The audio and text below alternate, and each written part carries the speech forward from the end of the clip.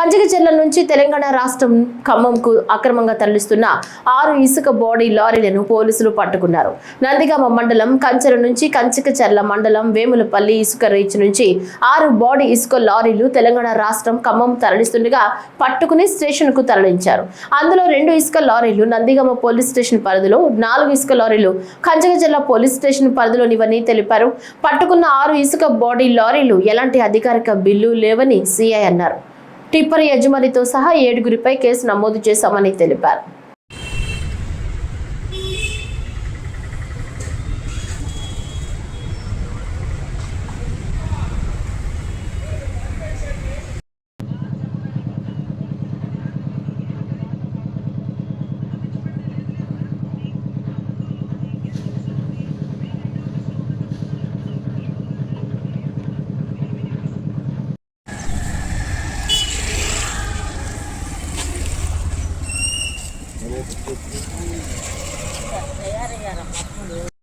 మన కంచికచర్ల మండలం వేములపల్లి శాండ్ రీచ్లో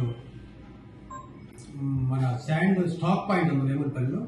అక్కడ నుంచి ఈ తెలంగాణ స్టేట్ ఖమ్మం జిల్లా నుంచి ఒక 4 లారీలు లోడ్ చేసుకొని పైన టార్పాలిన్ కట్టుకొని వెళ్తుంటే మేము ఇన్ఫర్మేషన్ మీద పట్టుకోవడం జరిగింది. పట్టుకొని అది ఎక్కడికి తీసుకెళ్తారేంటి ఎంక్వైరీ చేస్తే ఖమ్మం జిల్లాతో అవుతున్నారని తెలిసింది. అయితే ఇది మన దగ్గర ఉన్న ఉచిత ఇసుక పాలసీలో భాగంగా మన స్టేట్లోనే దాన్ని ఉపయోగించుకోవాలి. ఇలా అధిక రేట్ల కోసం అని బయట తోలుకొని వెళ్ళి వాళ్ళు అమ్ముకోవడం జరుగుతుంది కాబట్టి ఆ శాండ్ తోలటం చట్టబద్ధంగా నేరం కాబట్టి అందువల్ల వాళ్ళని పట్టుకోవడం, సీజ్ చేయడం, అరెస్ట్ చేయడం కూడా జరిగింది. ఇలా ఎంకరేజ్ చేయకుండా ఇది గవర్నమెంట్ ఉచిత పాలసీని సక్సెస్ చేయాలంటే ఈ శాండ్ అందరికీ అవైలబుల్గా ఉంచే విధంగా మనకి రెడీగా ఈ మాన్సూన్లో భాగంగా అన్ని స్టాక్ పాయింట్లు ఏర్పాటు చేశారు. ప్రజలకు ఎక్కడ కూడా ఇబ్బంది ఉండకూడదనే ఉద్దేశంతో ఇలాంటి పనులు చేసేవాళ్ళు చట్టబద్ధంగా చర్యలు తీసుకోవడం జరుగుతుంది.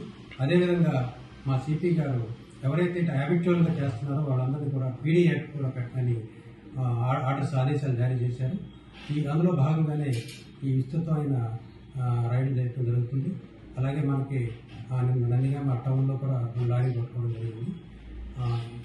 ఇది పూర్తిగా అరికట్టాలని మా బాధ్యత నేను ఇస్తున్నాను. వీటికి అలాంటి బిల్లు ఏమైనా లేవు సార్? లోకల్గా మన కింద స్టేట్ తీసుకుంటారు కానీ బట్ అది కరెక్ట్గా బిల్లు